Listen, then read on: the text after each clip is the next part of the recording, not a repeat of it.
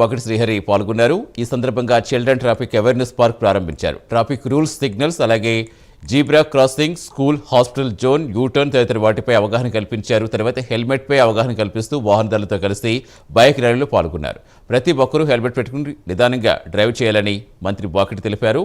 వారం రోజులుగా అరేవ్ అలవ్ కార్యక్రమాలు జరుగుతున్నాయని మంత్రి పొన్నం తెలిపారు. ప్రమాదం జరిగిన మొదటి గంటలో క్షతగాత్రులను హాస్పిటల్ చేరిస్తే 25,000 పారితోషికం అందిస్తామని తెలిపారు.